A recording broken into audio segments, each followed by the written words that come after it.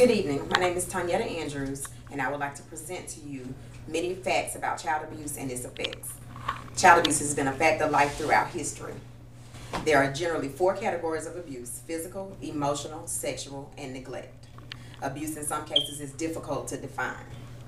Many adults who abuse children were themselves abused as children, and much of the behavior that adults have adopted in regards to raising their own children are patterned after their own parents. According to Elizabeth Russell Conley, in November 1998, the U.S. Department of Health and Human Services issued a national study of child abuse. The report found that Child Protective Service agencies investigated more than 2 million reports of child abuse or maltreatment involving more than 3 million children. Children who are victims of abuse are subject to serious physical and emotional harm. Physical abuse is the easiest form of child abuse to identify. In cases when children are physically abused, the results are often evident in the child's appearance. Welts, burns, bruises, injuries in the shape of an object, as well as injuries that are not likely to occur given the age or ability of the child, are warning signs of physical abuse. Physical abuse accounts for between 15 and 20% of documented child abuse cases each year. The statistics on physical abuse are extremely alarming.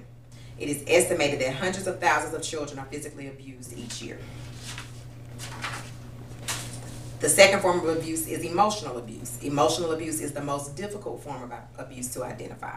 Emotional abuse encompasses verbal threats, accusations, yelling, cursing, intimidation, as well as the manipulation of a child. There is a fine line between rational discipline and emotional abuse. Emotional abuse, although difficult to detect, is not invisible. It involves behavior that interferes with the mental health as well as the social development of a child.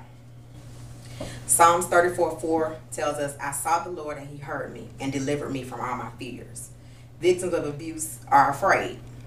Verbal abuse is a form of emotional abuse that chips away at the self-esteem of a child. There was a time when few people viewed verbal abuse as a problem. Victims of emotional abuse tend to shy away from physical contact with their parents or other adults. The third form of abuse is sexual abuse. And the sexual abuse is taking advantage of a child in any sexual way. Any sexual activity between an adult and a child is sexual abuse. The reality of sexual abuse is that it exists and is often ignored and continues to progress and cause even more physical and emotional damage.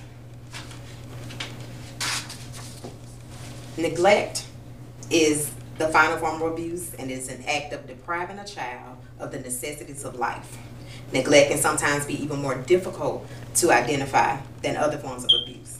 Parents who are guilty of neglect fail to give their children food, shelter, clothing, and medical care. Neglect does not always come into play. It does not come into play when the parent cannot financially supply those needs. When children are neglected, their physical and psychological well-being is in danger. Victims of childhood neglect are at high risk of dropping out or turning to drugs as a means of escape from their troubled situation.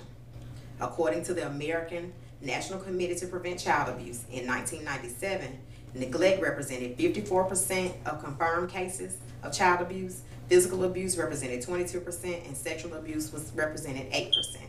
Emotional maltreatment and other forms of maltreatment. Emotional maltreatment represented 4% and other forms of maltreatment represented 12%. The problem of child abuse is one that will not go away quickly or easily.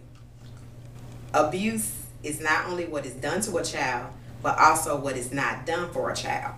The effects of child abuse are largely related to the extent of the abuse. There are severe psychological disorders that can be associated with those who were abused as a child. The lack of self-respect that is evident in childhood tends to carry over into adulthood. For children who are emotionally abused, the psychological scars can be just as painful as the physical ones. Whether the abuse is physical, emotional, sexual, or neglect, the scars can be deep and long-lasting, often leading to future child abuse. Although victims may survive the physical and sexual abuse, the emotional trauma remains long after the scars, external bruises have healed. Early identification and treatment are important to minimize the long-term effects of child abuse. Qualified mental health professionals should conduct a comprehensive evaluation in order to provide effective treatment for children who have been abused. Although recovery can be a very difficult process and the scars may be concealed, they do still exist. However, there is hope for leading a normal, happy, healthy life. For most victims, therapy is a much needed life preserver in turbulent waters. A commitment to consistency, an open mind, and faith in God will enable victims to take a step-by-step process in order to allow the psychological scars to begin healing. Yet in all things, we are more than conquerors through him who loved us. Romans 8:37.